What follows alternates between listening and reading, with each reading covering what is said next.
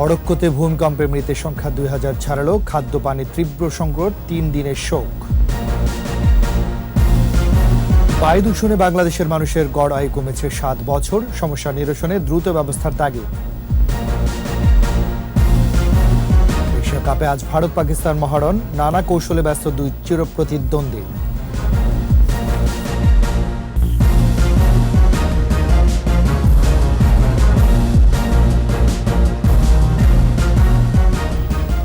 শুনছিলেন first security ইসলামী bank limited সংবাদ শিরোনাম। সবাইকে আমন্ত্রণ জানাচ্ছি দুপুর 12টার 21 সংবাদের সাথে আছে আমি রাজীব জামান। আর দর্শক 21 টেলিভিশনের সংবাদ একই সাথে সরাসরি দেখতে পাবেন আমাদের ফেসবুক পেজ www.facebook.com/2124 অনলাইনে। মরক্কোতে প্রাণঘাতী ভূমিকম্পে মৃতের সংখ্যা 2000 ছাড়িয়েছে। বিবিসি জানায় 1500-ও বেশি মানুষ গুরুতর আহত অবস্থায় হাসপাতালে চিকিৎসাধীন রয়েছে। সবচেয়ে বেশি আহত হচ্ছে দক্ষিণাঞ্চলের মারাকেশ এলাকায়। অনেকেই খোলা জায়গায় রাত কাটাচ্ছেন। রাজা ষষ্ঠ মোহাম্মদ এরই মধ্যে 3 দিনের জাতীয় শোক ঘোষণা করেছেন। দেশটিতে খাবার ও পানির তীব্র সংকট দেখা দিয়েছে। পাথুর এলাকাগুলোতে উদ্ধার কাজ চালানো বেশ কঠিন হয়ে পড়েছে। অনেক অঞ্চল দুর্গম হওয়ায় সেখানে পৌঁছাতে পারছেন না উদ্ধারকর্মীরা। ফলে ভূমিকম্পের ক্ষয়ক্ষতির পরিমাণও জানতে বেশ কয়েকদিন লাগতে পারে বলে আশঙ্কা করা হচ্ছে।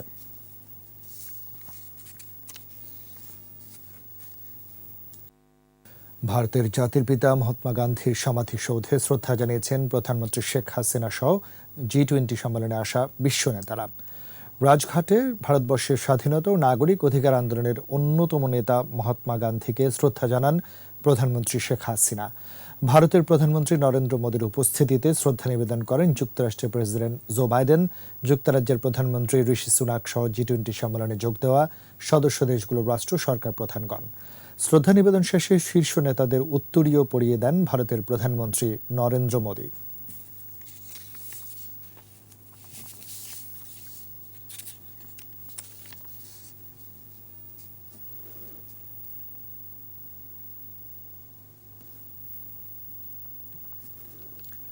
দেশের মানুষের গড় আয়ু 72 বছরের উপরে। তবে বায়ু দূষণ নিয়ন্ত্রণে থাকলে এটি উন্নীত হতো প্রায় 80 বছরে। যুক্তরাষ্ট্রের শিকাগো বিশ্ববিদ্যালয়ের এক গবেষণা বলছে, শুধুমাত্র বায়ু দূষণের কারণে বাংলাদেশের মানুষের গড় আয়ু কমেছে প্রায় 7 বছর। বিশেষজ্ঞরা বলছেন, সমস্যা উত্তরণে দ্রুত ব্যবস্থা না নিলে সামনের দিনগুলোতে পরিস্থিতি আরও খারাপ হতে পারে। মফিউর রহমানের রিপোর্ট। বৈশ্বিক বায়ু দূষণের শীর্ষ শহরের তালিকায় প্রায় উঠে আসছে রাজধানী ঢাকার নাম। তবে ঢাকার আশপাশ সহ দেশের অন্যান্য স্থানেও দূষণের মাত্রা মানবদেহের জন্য খুবই ক্ষতিকর। যুক্তরাষ্ট্রের শিকাগো বিশ্ববিদ্যালয় পরিচালিত এয়ার কোয়ালিটি লাইফ ইন্ডেক্স 2023 শীর্ষক বৈশ্বিক গবেষণা প্রতিবেদন বলছে, দূষিত বায়ু গ্রহণের প্রভাবে বাংলাদেশের মানুষের গড় আয়ু কমছে 6.8 বছর।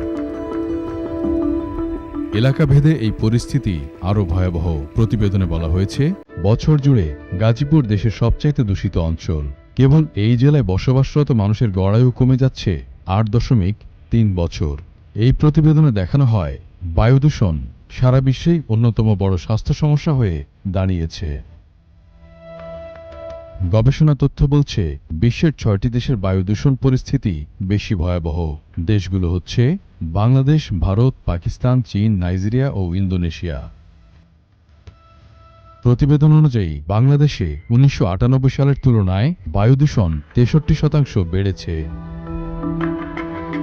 বিশ্ব স্বাস্থ্য সংস্থার মানদণ্ড অনুযায়ী প্রতি ঘনমিটার বাতাসে সর্বোচ্চ দূষণকণা থাকতে পারে 5 মিলিগ্রাম। তবে বাংলাদেশ 15 মিলিগ্রামকে মানদণ্ড হিসেবে নির্ধারণ করেছিল। কিন্তু বাস্তবে দেশের বাতাসে দূষণকারী বিষাক্ত উপাদানের উপস্থিতি প্রতি ঘনমিটারে 70 থেকে 80 মিলিগ্রাম, যা বিশ্বে সর্বোচ্চ। বিশেষজ্ঞরা বলছেন, বায়ু দূষণ স্বাস্থ্য ঝুঁকির পাশাপাশি বিদেশি বিনিয়োগও নিরুৎসাহিত করে। যে কারণে বায়ু দূষণগুলো হচ্ছে সেগুলো মোরলেস আমাদের সবাই জানি, এখানে যে একটা ইফেক্টিভ মেজার নেবেন সেটা নেওয়া হচ্ছে না, যার ফলে বায়ু দূষণটা আমাদের কমতেছে না। এবং যার পরিপ্রেক্ষিতে এই ধরনের নেগেটিভ ক্যাম্পেইনিং রিপোর্টগুলো বাংলাদেশে আসতেছে। এটা একটা ব্যাড ক্যাম্পেইন যে বাংলাদেশে পলিউশন, বাংলাদেশে বায়ু দূষণ, পানি দূষণ।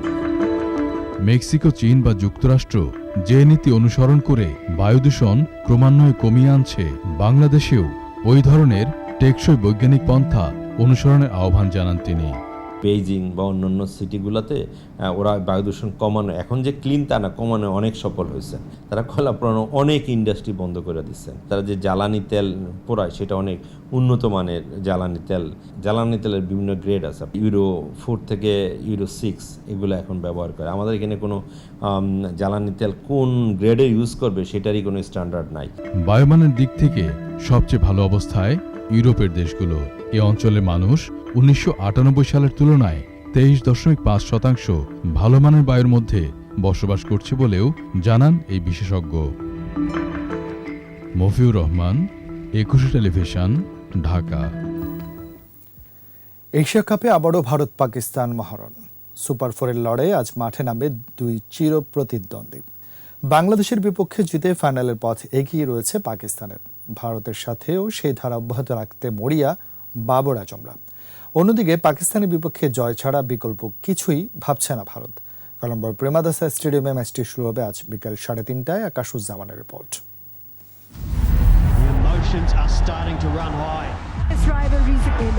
এক সপ্তাহের ব্যবধানে আবারও ভারত পাকিস্তান মহারণ। প্রথম কি মাঠে করালেও হয়েছিল মাত্র এক ইনিংস। শুধু পাকিস্তানিদের বোলিং নৈপুণ্য দেখার সুযোগ হয়েছিল ক্রিকেট ভক্তদের। এই ম্যাচেও রয়েছে বৃষ্টির সম্ভাবনা, তবে ভক্তদের জন্য দারুণ সুখবর দিয়েছে Asian cricket council. Bharat Pakistan মহারণে রাখা হয়েছে রিজার্ভ ডে। প্রথম দিনে বৃষ্টি বাধায় খেলা না হলে পরদিন মাঠে নামার সুযোগ পাচ্ছে দুদল। প্রথম ম্যাচে পাকিস্তানি পেস অ্যাটাকে রীতিমতো দিশেহারা হয়েছিল ভারতের টপ অর্ডার। তবে এবার কোনো ভুল নয়, শুরু থেকেই আগ্রাসী ব্যাটিং করার পরিকল্পনা করছে Shubman Gill, Rohit শর্মারা। I think not in every match you can't change something if you don't perform. You just have to trust your game and keep going, and then trust your game to be able to back yourself and then get those big runs. নিজেদের মাটিতে গড়াচ্ছে এবারের বিশ্বকাপ। ভারতের নজরটাও তাই শিরোপার দিকেই। বিশ্ব আসরের আগে আত্মবিশ্বাস বাড়িয়ে নিতে এশিয়া কাপেও শিরোপা জিততে মরিয়া রোহিত শর্মারা। এদিকে প্রথম পর্ব থেকে শুরু করে সুপার 4 সব জায়গায় হেসে খেলে জিতেছে পাকিস্তান। ব্যাটিং বোলিং সব বিভাগেই ছড়ি ঘুরিয়েছে বাবর, শাহিনরা। ভারতের বিপক্ষে একই পরিকল্পনা নিয়েই মাঠে নামছে পাকিস্তান। हम पीछे छोड़ आए हैं, हम कोशिश करते हैं कि मैचेस कैसे जीतने हैं, टूर्नामेंट्स कैसे जीतने हैं और इकट्ठा कैसे रहना और टीम को जिताना कैसे, ये मैटर करता है मेरे लिए। আকাশুজ্জামান, 21 টেলিভিশন।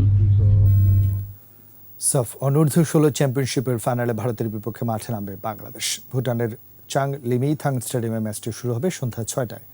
এবারে সাফে ভারতের বিপক্ষে হার দিয়ে শুরু করেছিল বাংলাদেশ। সেখান থেকে ঘুরে দাঁড়িয়ে ফাইনালে জায়গা করে নিয়েছে লাল সবুজেরা। সেই একই ভুলে ভারতের বিপক্ষে করতে চাইছে না বাংলাদেশ, তাই তো শিরোপায় চোখ নাজবুল হুদাদের। 2018 সালে চ্যাম্পিয়ন বাংলাদেশ, তবে সর্বশেষ আসরে শিরোপা ঘরে তুলেছে ভারত।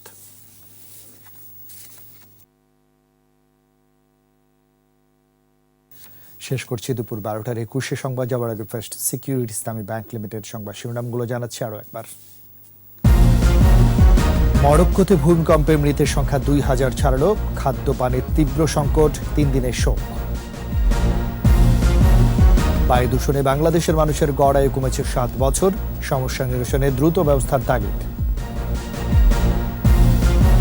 এশিয়া কাপে আজ ভারত পাকিস্তান মহারণ। নানা কৌশলে ব্যস্ত দুই চির প্রতিদ্বন্দ্বী।